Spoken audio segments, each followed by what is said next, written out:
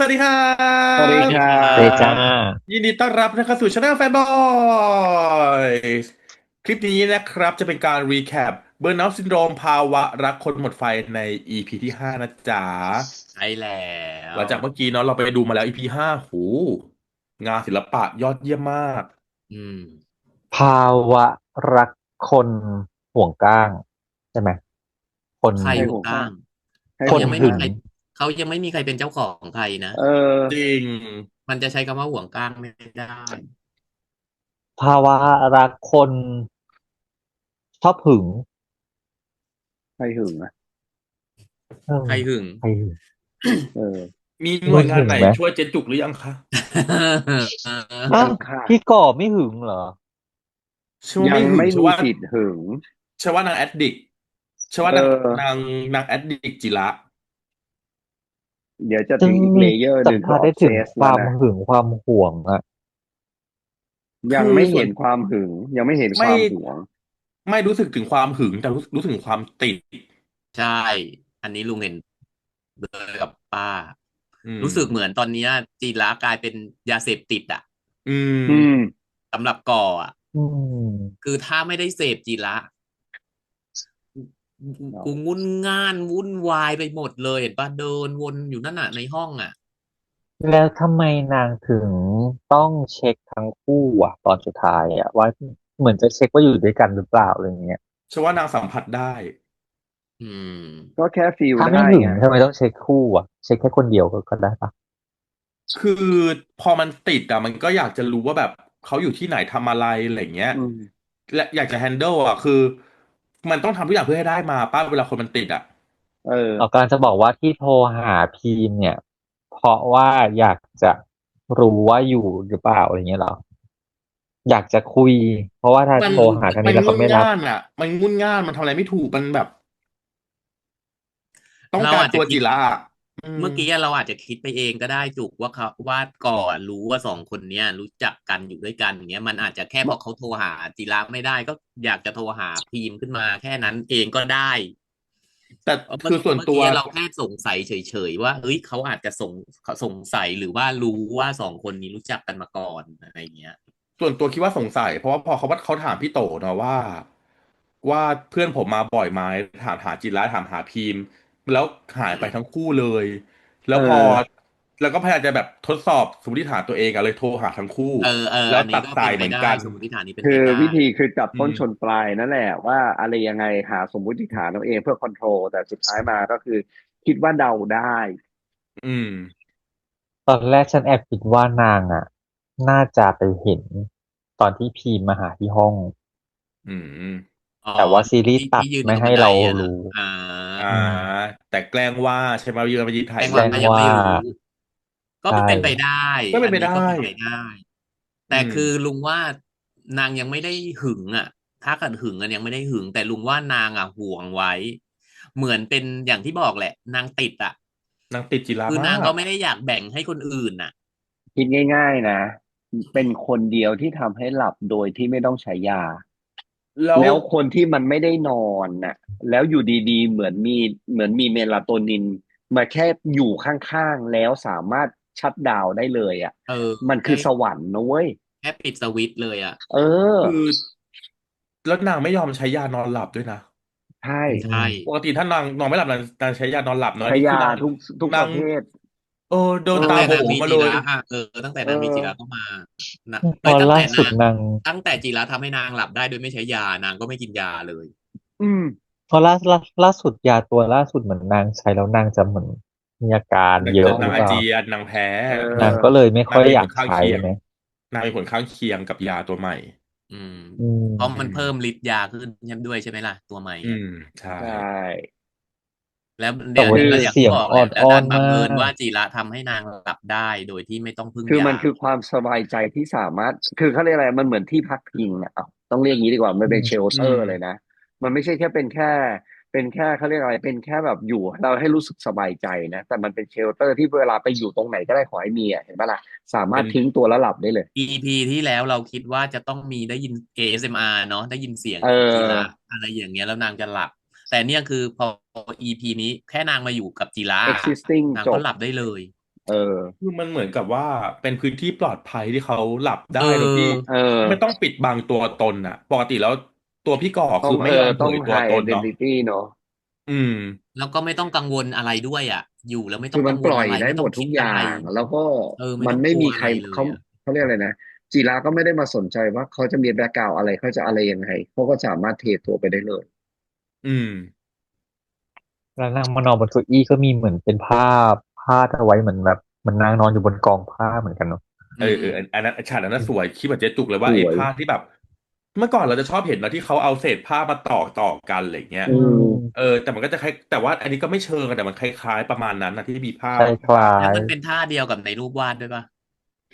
ในรูปวาดรูปใหม่อ่ะจำไม่รูปที่มีได้แล้วไม่เหมือนแต่คลรูปที่มี้ายรูปที่มีแองเจิลอยู่อ่ะเหมือนนอนท่าเดียวๆกันเลยนะท่าถ้าที่นอนๆนอนใช่แต่โพสิชันขาคล้าไม่เหมืยอนแค่นั้นเองถ้าจำไม่ผิดนะอืมมีคำถามว่าทำไมพี่ก่อต้องร้องไห้ตอนที่จิระอธิบายเรื่องรูปด้วยวะเออการเข้าซาบถึงซึ้งเหรออาร์ตเหรอ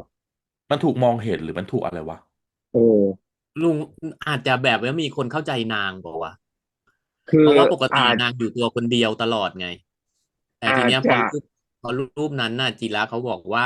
คุณเหมือนเด็กคนหนึ่เอองที่มีคนมาคอยดูแลอะไรเงี้ยมีเทวดาไม่มาคอยดูแลบอกว่าอะไรนะคือไม่ได้คิดว่าคุณเป็นคนที่ร่ำรวยหรืออะไรเป็นคนคนเออหนึ่งธรรมดาอะไรอย่างเงี้ยที่เป็นคนธรรมดาเอออะไรอย่างเงี้ยอะไรพวกนั้นน่ะมันก็น่าจะมันไปโดนไปโดนมันไปโดนจุดอะไรเข้าเนาะอืมโหแล้วดีอ่ะแล้วพี่ก็อีพีนี้คือหง่อมาก ใชนี่ก็คือ่คือแมวเหอะอีพีเนี้ยทุกทีเสือกเงื้องงนี่ก็เงี้ยว แล้วเสียงคือเสียง18อ่ะ อืเอาจมริงๆนะถ้าเริ่มต้นมา EP นี้เป็น EP หนึ่งฉันก็เชียร์ก่อนะอืมแต่มันบัเดินงเอิญว่ามันไม่ใช่เริ่มต้นก่อที่จะมาจากจุดเริ่มต้นไงเดินตามเขาต้เออยอแน่ใจเหรออืมแน่ใจเหรอลุงว่าว่าทีมก่อนตั้งแต่ถ้าพาร์ทนี้เป็นอีพีหนึ่งใช่แต่มาก็คือถ้าเริ่มต้นก่อมันเป็นอย่างเงี้ยตั้งแต่ EP หนึ่งอ่ะคือถ้าไม่แดงมาก่อนใช่ไหมอืมมันไม่แดงมาก่อนนะอย่างน้อยๆก็คือเนี่ยเห็นปะเสียงน้ำเสียงที่มันมาง้อที่มันมาอะไรอย่างเงี้ยมันไม่วันนี้ใช่ก่อนใน EP หนึ่งอ่ะเออนั้นดุแรง อืม ชอบฉากนี้ฉากกลีบกุหลาบปลิวเอเอสอวยอเนาะอันเนี้ยคืออย่างที่พี่ปอนชอบพูดเสมอนะว่าซีรีส์หรือการเล่าเรื่องมันไม่ต้องสมจริงก็ได้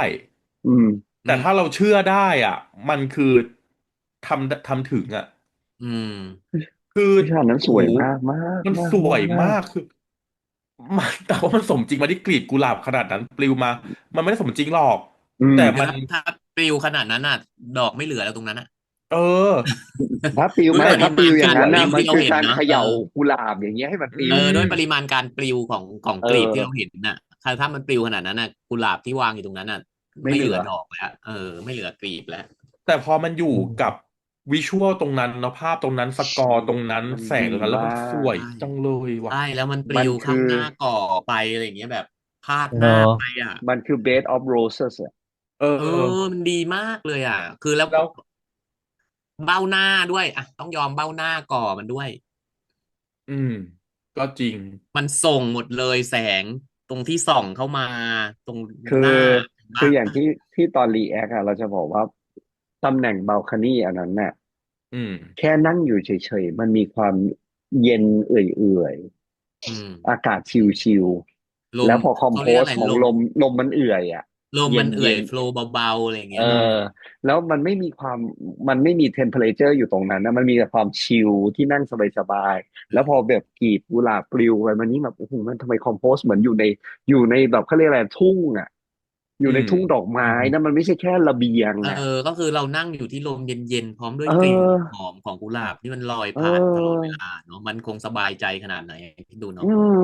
โคตรอาร์ตเลยแต่สวยชิบหายจริงศิลอืปะดีมจริงศิลปะมากเลยซีรีส์เรื่องเนี้ยคือแบบแล้วมันไปกระตุ้นต่อมอาร์ตของยายจิระขึ้นมาวางอืภาพมทีมเลยอ่ะเออแล้วมาวาดแล้วคือวาดได้ไวมากด้วยใช่มันไม่เหมือนกับวาดรูปพิมพ์เนาะทำไมรูปวาดไม่พิมพ์วาดยาได้ไงกเนาะคือ มันไม่มีแรงกระตุ้นอ่ะ มันแรงกระตุ้นมันไม่เท่ากับก่ออ่ะ คืออย่างนี้ คือบางที คือถ้าความรู้สึกอะ drive ของก่อเวลาพอเห็นมุมแล้วมันมีความเป็นอาร์ตแต่ drive ของพีมอะอาร์ตมันไม่ขึ้นแต่มันลัสขึ้นอะเข้าใจปะอืมมันคนละเวอร์สกันอะมันเหมือนกับว่ามันทรีตอารมณ์ต่างกันอะอืมอืมพอมีอารมณ์กับกอบมันทรีตด้วยการใช้ศิลปะเนาะอืมอืมแต่พอการมีอารมณ์กับพีมก็คือ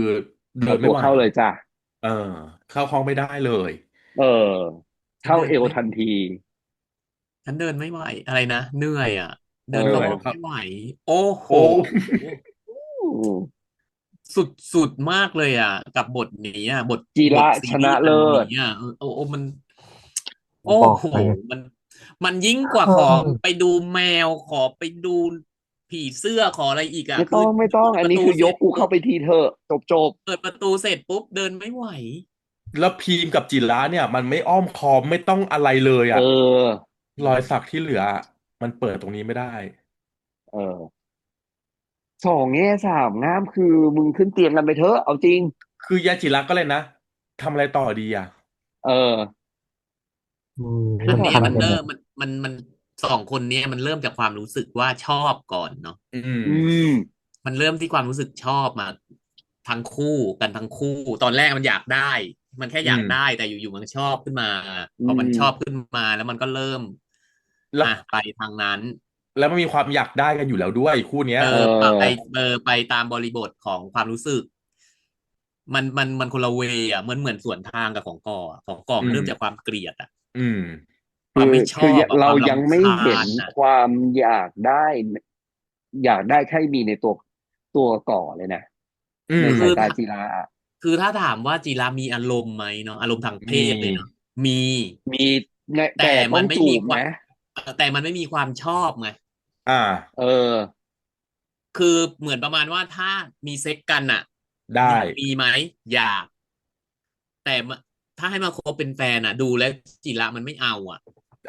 ณวันนี้นะณเออ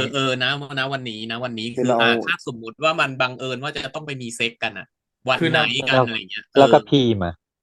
กับพีมมาคบได้คือณเลวันนี้นะดี้คือกับพีมคือสามารถเป็นแฟนได้เลยใช่อ่ะเอใช่ออืมด้วยนิสัยอ่ะนึกออกปะด้วยการทรีตของพีมกับก่อกับจิระอ่ะมันทรีตด้วยความไม่เหมือนกันแมนไม่เหมือนกันเตะบอลฮะ ถูกถูกอืมมันไม่มีกำแพงที่ต้องสร้างขึ้นมากั้นว่า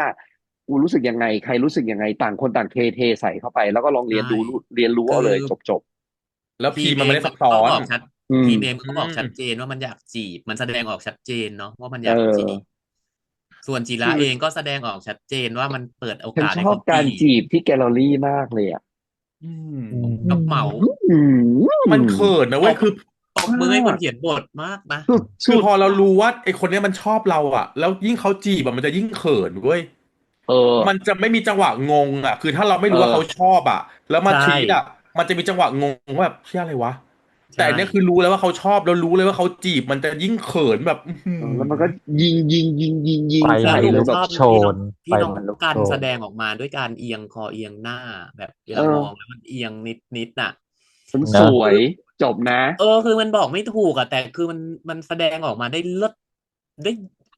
ได้ดีอ่ะบอกไม่หมั่นถูกอ่ะแต่มีไส้หมั่นพอเห็นไส้แล้วแบบมากพอเห็นแล้วก็เอียงหน้าแล้วก็ค่อยๆปลดกระเป๋าแล้วก็ยื่นให้เขาอย่างเงี้ยแล้วคือมือมันจะเรามึงระว่างว่างไหมหรือเปล่า มันมีความพราวอ่ะมันดูแล้วมันมีความพราวในตัวจริงๆคือก็ต้องมั่นใจว่าฉันก็สวยอ่ะเอเอออเออแล้วถามว่าผู้ชายหน้าตาดีมาจีบฉันก็ต้องสวยป่ะ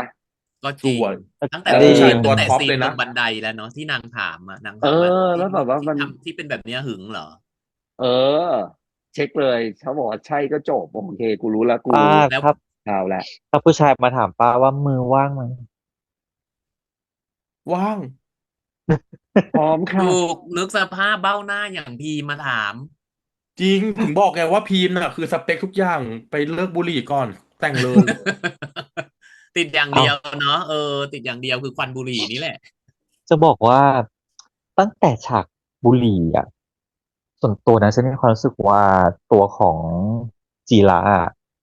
ลุก ความรู้สึกชอบในตัวพีมันลดลง ไม่รู้นะคิดเองหรือเปล่า เหรอ หรือว่าเอาตัวเองเป็นบรรทัดฐานก็ไม่รู้นะ คือ อ่าลุง ส่วน ว่า ตัว เพ ม ราะ อง เห็น ว่าเป็นหนึ่งจุดที่จิระมองเว้ยเพราะว่าจิระวาดรูปพีมีควันบุหรี่ตลอด2 รูปแล้วนะ ใช่เพราะ เสร็จแล้ว ลุงอะ เขา แอบ วาง คิด เลย ว่า นะ จีระอ่ะเห็นตั้งแต่ตอนที่รู้จักครั้งแรกว่าพีมาสูบบุหรี่ อืม อืม ลุงว่าเรื่องนี้ตอนนี้นะตอนนี้นะณตอนนี้ยังไม่มีปัญหายังไม่เป็นปัญหาสำหรับความสัมพันธ์เรื่องบุหรี่อ่ะ คือคือ แม้ ด้วย ว่า ส่วนตัว รู เรา ป มองว่ามันไม่มีผลใด อืม ๆ แต่ กับ เรา จิระ เชื่อ เหรอ ว่า แต่เราเชื่อว่ามันคือ drive ที่ต่างกันในการสร้าง mood ในการวาดรูป จริงจริง อืมเพราะว่ารูปแรกที่นางวาดแค่ถือควันนิดเดียว แต่อันเนี้ยเหมือนควันแบบ แต่ ทั้ สิ่ ง ง ห ที่ น้า เห็น แล้ คื ว อ อะ นางคือวาดได้แต่รูปดอกไม้นะ เท่าที่เห็นนะ จ ยัง ริ ไม่ ง เห็น ลุง หน้า ว่า คน ลุ เล ง ยนะ ลุงว่าแค่นางไม่มีมูดเอาจริง ๆ ถ้าเป็น ใช่ ถ้านางสามารถวาดทีมได้อ่ะ นางวาดได้ตั้งแต่นางอยู่ห้องแล้ว หมา อื ยถึ ม งว่านาง อื วาด ม เสร็จตั้งแต่นางอยู่ห้องแล้วไม่ทิ้งเวลามานานขนาดนี้ ไม่เหมือนกับที่นางรู้สึกกับก่อ เห็นป่ะรูปแรกอะคือนางจินตนาการเอาเองด้วยนะ แค่เห็ อื นเขา ม นอนเปลือยอยู่อะ อืม ไม่ใช่นอนเปลือยแค่เห็นเขาเปลือยกายอยู่อะแล้ว อื กลับมาม ปุ๊บนางก็จินตนาการเอาเองเลยว่าเป็นยังไงอันเนี้ยคือ อื มูดมันค ม นละมูดอะมูดทางด้านศิลปะอะมันคนละมูดเลยอะ ไม่หรอกตอนแรกอะแอบสงสัยว่าซีรีส์อะเขาใส่ฉากที่ให้ควันบุหรี่มันเยอะๆมาหรือเปล่า แอบใส่ด้วยความที่จงใจ เพราะว่าเหมือนอ่ะเสื้อมันมีวายแดงเนาะเหมือนว่าเริ่มมาจากความรักปะของคนเนี้ยมันแดงมันเหมือนเพลิงมันเหมือนไฟแล้วเมื่อไหร่ที่มันมีควันนะไฟมันเริ่มมอดถูกไหมควันมันถึงจะออกอะไรอย่างเงี้ยก็เลยคิดว่าเฮ้ยมันเริ่มหรือเปล่าวะแบบควาน าม ม ก็ รัก จินต มัน นา เริ่ กาม ร ลด สู ล ง งแล้ว ๆ อะไร นะ อย่างเงี้ ถ้าย เริ่มอะไม่มีแรงค่ะ หรอ อืม อืม ก็ไม่รู้ แต่สำหรับกออ่ะเห็นปะ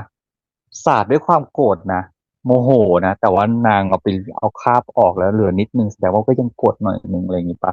ไม่รู้อันนี้เดามั่ว interpretation ถ้าถามว่าการสาดไวน์ไปที่เสื้อ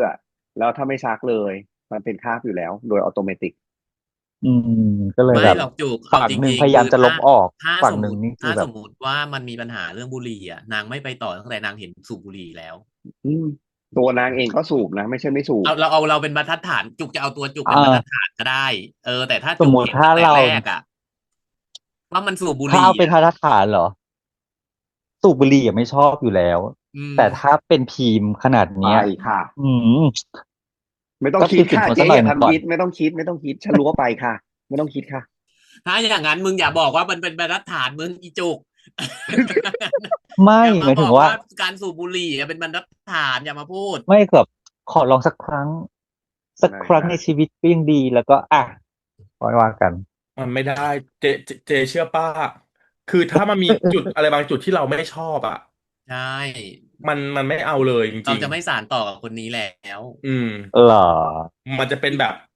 มันจะเป็นพอยต์บางอย่างนะมันจะเป็นแฟลกบางอย่างที่เราจะตัด ถ้ามีแล้วจะไม่เอา เอ ใช่ อ หรอ แต่ คื ตอนแรก ต่อ คิด ให้ ว่า ตอ ถ้าน เรา แร แบ ก บ เริ่มจากความหลงชอบอีกคนนี้ เรารู้สึกชอบอีกคนนี้ก็จริงนะแต่พอ อืม มาเห็นว่าสิ่งที่เราไม่ชอบมันทำในสิ่งที่เราไม่ชอบปุ๊บพอค่ะ มัน จ จะ บ ถูก จริง ดีด มัน อ อ้า อ ว ก แล้ว จะดีดออกเลย แล้วถ้าเราอยากได้เขามากพอเราจะมองข้ามได้ไหม วันไนท์อย่างเงี้ยเหรอ ไม่รู้ วันไหน แต่ มันได้อยู่ แต่ แล้ว แต่เราก็จะไปโฟกัสสิ่งนั้นอยู่เสมอ ถู อะ ก เหมือนบางคนอะสมมติแบบบางคนไม่ชอบรอยสักเจอผู้ชายที่ชอบแล้วแบบ แต่เขาสักเยอะจังเลยวะ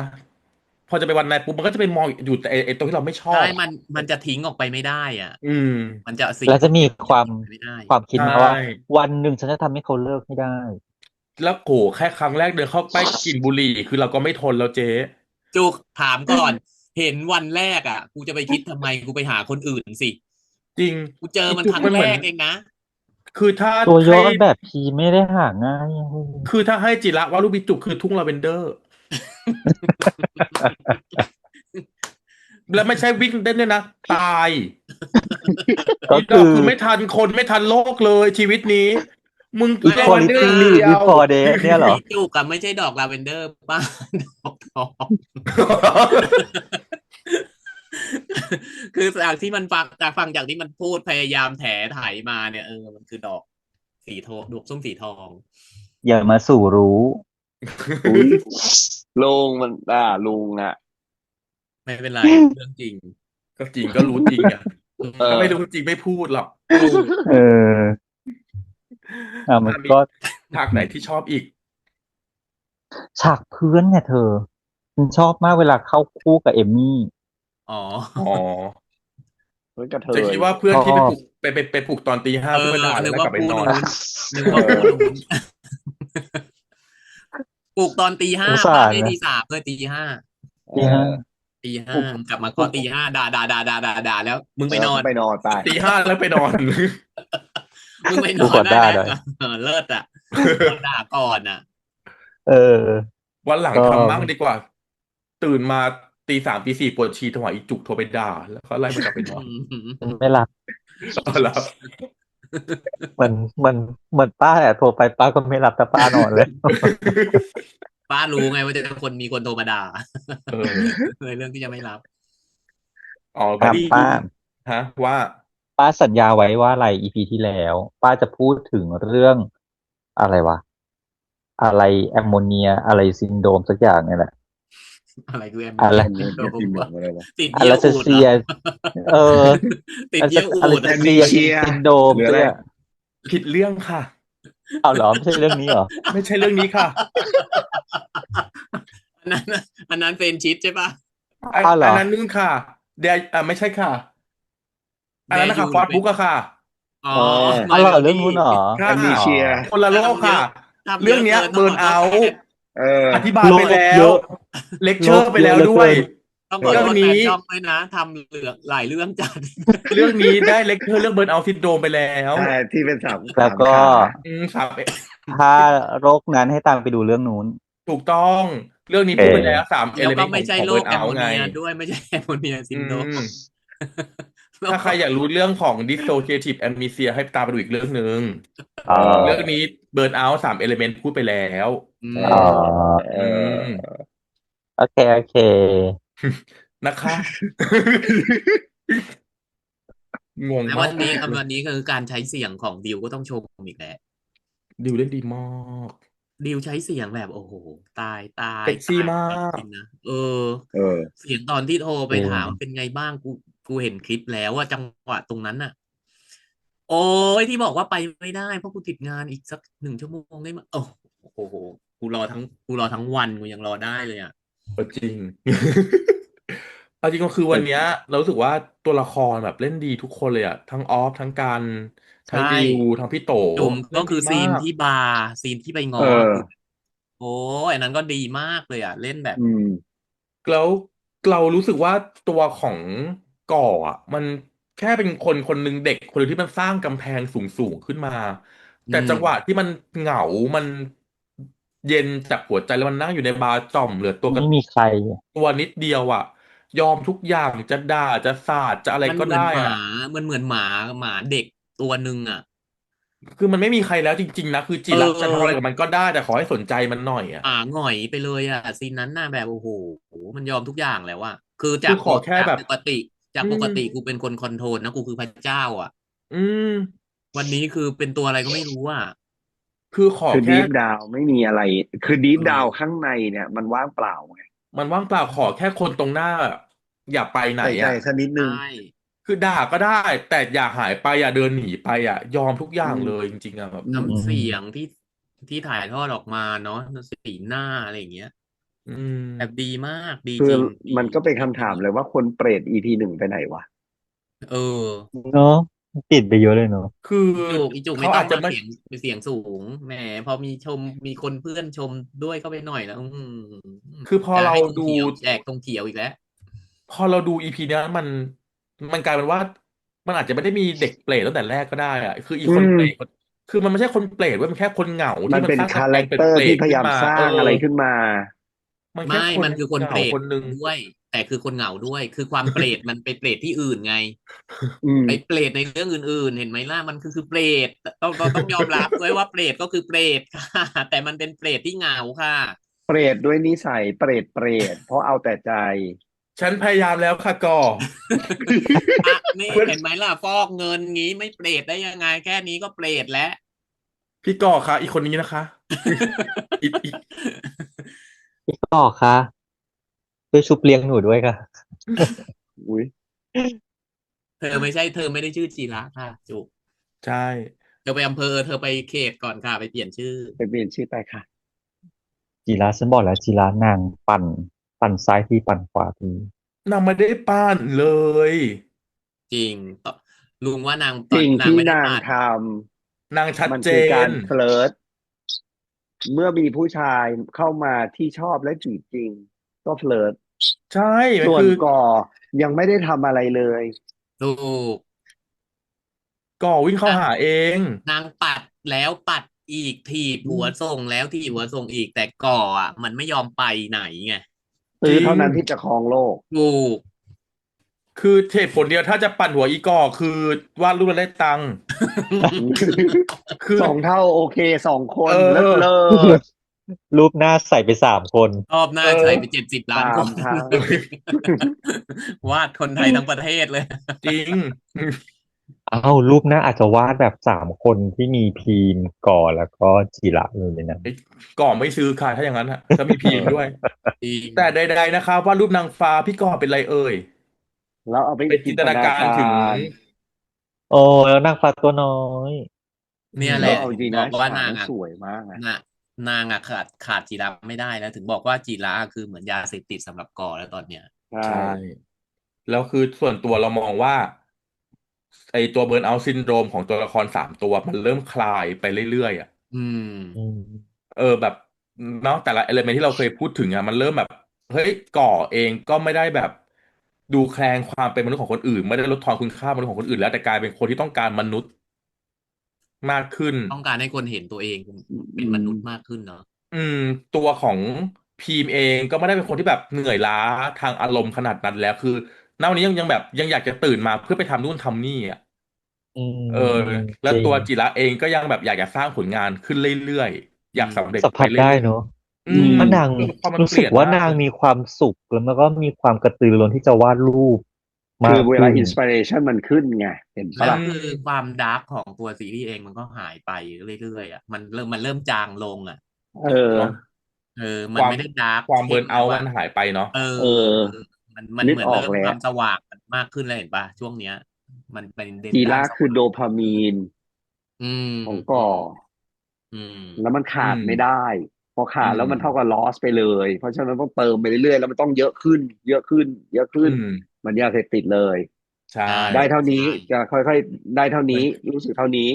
อยากได้ใช่มากกว่านี้ก็ต้องอัดเข้าไปอัดเข้าไปอัดถูเข้าไปกแล้วทีมันคือเนี้ยคือนางจะรีวอร์ด ตามตื้อเออตามวอลแวร์ไม่เลิกกว่าเดิมเออแล้วถ้าเป็นโดพามีนจริงนะสิ่งที่มันเกิดขึ้นคือเมื่อถึงภาวะถอนเนี่ยจะน่ากลัวมากอืมถอนโดพามีนน่ากลัวมากหมายแล้วดูความว่าทรงแล้วต้องตัดใจจากจีแล้วระอย่างเงี้ยเหรอ ดูทรงแล้วอ่ะก่อไม่น่าจะยอมถอนด้วย ถูกต้องจังซี่ไม่น่าถอน ถ้าก่อไม่ยอมถอนจะว่าก่อต้องไปจัดการกับทีมก็ไม่รู้ว่าเขาจะจัดการยังไงไงแต่อย่างที่บอกแหละว่าคือตอนเนี้ยก่อไม่มีทางยอมปล่อยให้จีระไปอ่ะอืมออกเอไปจากนางออ่ะไม่ว่าจะด้วยวิธีไหนก็แล้วแต่คือถูกคิดว่าสุดท้ายจิระกับพีมมันจะไปไม่รอดด้วยตัวมันเองเว้ยเออเพราะมันมันมันพอยต์หลักมันไปตกอยู่กับเรื่องบนเตียงมันอาจจะชอบแอบนะจุดใดจุดหนึ่งแอบรู้สึกเนี่ยพอพูดถึงว่าเรื่องจะแยกกันไปเองใช่ป่ะลุงเลยคิดว่าเนี่ยอีซีนบนเตียงที่เขาทิ้งไว้เนี่ยมีสิทธิ์เนาะเอามาอีพีหน้าปุ๊บสมมุติเนาะกำลังเล้าโลมกันอยู่แล้วอยู่จีระมันไม่มีอารมณ์ขึ้นมา กูทำไม่ได้อย่างเงี้เอยออะไรอย่างเงี้ยคือลุงว่ามันน่าจะไปเป็นเวนั้นอ่ะอันนี้คือเพราะตอนนี้จินตนาการนะซีรีส์ตอนนี้ก็มิดเวย์แล้วนะเออคืออืลุงมลุงว่าจริงแล้วมันพอไปถึงสักระยะหนึ่งอะมันก็ทำต่อไม่ได้แล้วอะอะไรอย่างมันเงี้ยน่าจะต้องมี turning point บางเออย่างอลุงว่าเกิดขึ้นนะมันจะหยุดการกระทอืมำไม่ทำต่อกันอ่ะ ไม่ได้ลงอย่างน้อยก็สักหนึ่งช็อตก่อนก็ยังดีวะเข้าใจไหมเพราะว่าเพราะว่าคุณอไหนๆก็นุชาไหนๆถึงไหนแล้วคุณอนุชาไม่ซื้อโคมไฟเลยเออคราวแล้วประเด็ที่แล้วนคือ คุณอให้เรารอนุชาสองอาซื้อเบเกทิตย์ด้วยนะอร์ค่ะให้เรารอสับสอทิ้งเลงอาทิตยเอย์ด้วยอเพราะรว่าอบเนี้ยอาทิตย์หน้าไม่มีนะทุกคนเนอะอาอาทิตย์หน้าทิตย์หน้างปิดดปีใหม่สิ้นเนาะปีไปดูคอนเสิร์ตอือืม แล้วรอไป2 อาทิตย์ไปถึงปุ๊บอ้าวแยกย้ายค่ะไม่มีอะไรเกิดขึ้น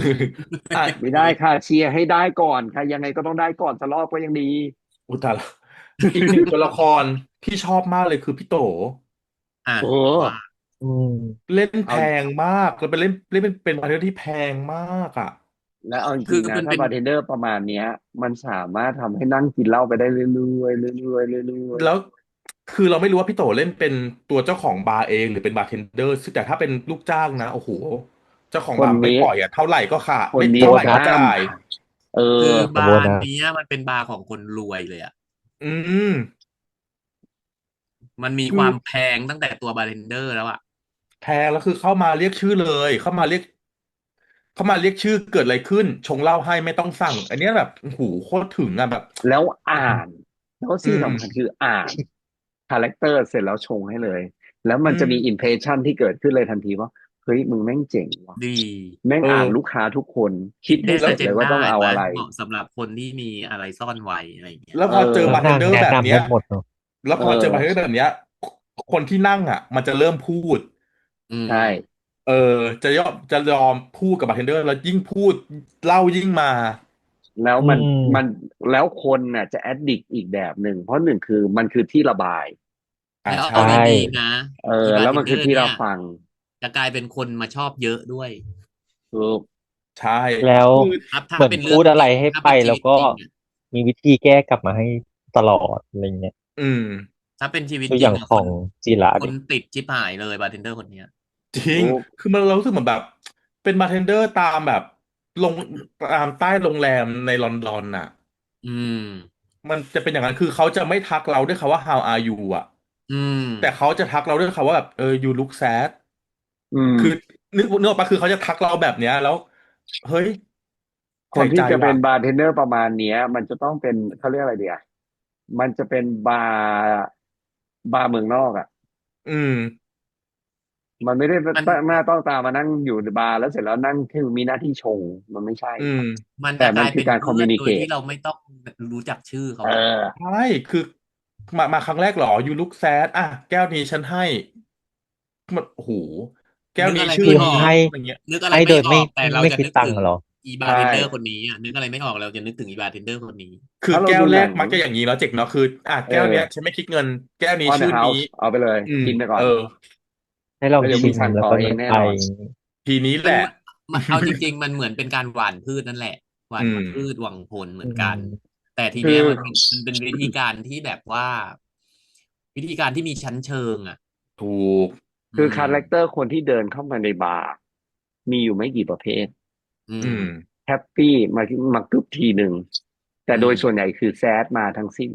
อืมอืมถ้าเราเครียดจำได้อยู่เนาะมัน เครียดมาอะไรอย่างเงี้ยอืมรู้สึกนึกถึงหนังฝรั่งเรื่องด็อกเตอร์แซลลี่ที่กัปตันเอาเครื่องลงแม่อืน้ำฮัดสันมน่ะจะมีบาร์เทนเดอร์คนหนึ่งที่ลุคแบบนี้เลยเว้ยที่ไปนั่งคุยอืมกับกัปตันแซลลี่อะไรเงี้ยแบบอืมเจ๋งเล่นดีมากชอบคือมันจะเป็นสไตล์คือเขาเรียกอะไรนะมันต้องเป็นยุโรปบาร์หรืออเมริกันบาร์อืที่แบบมว่าคนบาร์เทนเดอร์จะสนใจคนที่เดินเข้ามาอืมแล้วจะเปิด อืม conversation ใช่แล้วก็ขึ้นอยู่กับว่าคนที่มานั่งจะเปิดคุยหรือไม่คุยใช่ถ้าแล้วคนที่เขาไม่บาร์เทนเดอร์ได้อยากคุยเดี๋ยวเขาไปนั่งที่โต๊ะโอเคเออแต่ส่วนใหญ่คนที่มานั่งที่บาร์คือติดคือต้องการไอ้นี่แน่คนคุยอ๋อเออใช่หาคนคุยก็คือกลายเป็นว่าแล้วบาร์เทนเดอร์ประเภทเนี้ยมันจะจำลูกค้าได้หมดเลยนะแล้วจำแบบแล้วถ้าเป๊ะด้วมายนะวันหลังจากวันนั้นที่มาเสร็จแล้วมาอีกรเรียอบหนึ่ง กชื่อเลย better เเอออหรืออะไรก็แล้วแต่อืที่จะถามถึงว่าโดก็คือยที่คุยต่อจากอันใช่เดิมเป็นแล้วไงบ้างดีคนที่มามันจะ ขึ้นหรือยัง release อืมไปแล้วอืมคือแล้วเอทีเนี้ยอคนที่ไปอ่ะมันจะสบายใจที่เวลาจะได้พูดกับอีกคนเนี้ยเวลาจะได้ระถูกบายกับอีกคนเนี้ยเพราะอีกคนเนี้ยคือมันก็เก็บไว้แต่ตรงนี้ด้วยนะมันไม่ได้ออถูกไปไหนกถูกเออเพราะมันจำไม่ได้เพราะมันจำไม่ได้หัวมันไม่อืมอืมดูตอนให้โดดีมกลิ่นฉี่สิเอนางก็อสามารถพูดให้มีส่วนร่วมได้อ่ะเฮ้ยประสบการณ์ร่วมกันคือต่อให้ไม่เคยเจออ่ะไม่เคยอืมไม่เคยมีเหตุการณ์นี้เกิดขึ้นในชีวิตแต่อ่ะกูแต่งก่อนกูแต่งเรื่องได้อืม แต่ฉันอยากแล้วก็รู้ว่าทำให้รู้ว่าแบบเอาวอดก้าราดแล้วมันแสบอะไรอย่างงี้ด้วยเนาะหลายไม่รู้ตังค์อ่ะไม่เคยไม่รู้แต่ฉันอยากรู้ว่าเอเจชื่ออะไรนะในเรื่องเอเจเจอะมาวินมาวินมามาวินวินไปกินอะไรมาเยี่ยวถึงได้เหม็นขนาดนั้น สตอ เออแน่ๆเลยไปกินผัดสตอมา ไม่สตอก็เคี้ยวกระถินก่อนไปฉี่ ไม่แล้วแอลกอฮอล์อ่ะฮะทำไมกินแอลกอฮอล์แล้วมันจะเหม็นไหมไม่มีปหกติมายถึงฉี่อะเหรอกินแอลกอฮอล์มีกลิ่นออกทางฉี่ไหมส่วนใหญ่ไปไม่ถึงเนาะมันออกเหงื่อออกอะไรก่อนอ่ะออกระเหยหมดถ้าอยากให้กินออกกินกาแฟค่ะอืมกลินมันอืไม่ได้แรงขนาดมนั้นน่ะแต่อืมถ้ากินสตออย่างที่ป้าบอกอ่ะฉี่คือกลิ่นเหม็นแน่แอลกอฮอล์มันจะออกตามเหงื่อแล้วก็ไปกลิ่นตัวกลิ่นเหงื่อกลิ่นปากอะไรมากกว่าอะไรเงี้ยอืมอืมละลายเนาะ แอลกอฮอล์ทางผิวหนัง เป็นเลิศเนาะก็ประมาณนี้แล้วกันในอีพีนี้หูชื่นชมอีกแล้วว่าชมทุกอีโอ้พีเลยดีชจังเลยทุกคนชมเลิศล้มันำอยากจะให้ทุกออกคนดูอาร์ตเยอะเยอะๆหน่อยเนาะอืมก็อาร์ตๆตีที่แบบความหมายสวยเยอะๆแปลเเอยอะเกี่ยวความๆสนุกหมายใช่ใช่อยากให้ตีความอยากให้ถูกแนะนำต่อแล้วอยากให้คนเข้ามาดูอืเรื่องนี้กันเยมอะๆแล้วก็ถ้าใครตีความฉากไหนเห็นมุมศิลปะแง่งามตรงไหนเนาะก็เอมาอพิมพ์มาเล่าให้เราฟังได้แล้วเราอยากอ่านทุกคอมเมนต์เลยนะครับให้มันเพราะเหมาะสมเราเองก็อาจจะมันเห็นไม่ครอืมบหรอกจริอืมงอย่างเช่นเราก็ไม่ได้รูปที่วาดออกมาเป็นคนมุเรามมองก็ไม่ได้เป็นอาร์ตแบบคนเสพศิลปะเอที่แบบว่าอขนาดนั้นอะไรอย่างเงี้ยถูกต้องก็ที่คือที่เขาบอกอะไรนะ equality before death คืออะไรยังไงอ่ตีความา ยังไงเออก็คือมาก่อนเล่าให้ฟังตายคนเรามันก็เหมือนกันหมดอะไรเงี้ยประมาณนั้นเนาะก็อืมให้มันเหมาะสมควรค่ากับการที่เขาผลิตซีรีส์ดีๆขนาดนี้ออกมาให้เราเนาะก็มาพูดมาคุยกันนะครับโอเคครับวันนี้นะครับพวกเรา4 คนนะครับขอตัวลาไปก่อนแล้วเจอกันกับอีพีหน้าปีหน้านะจ๊ะวันนี้ไปแล้วครับสวัสดีครัสวัสดีครัสวัสดีครับบบบาบายย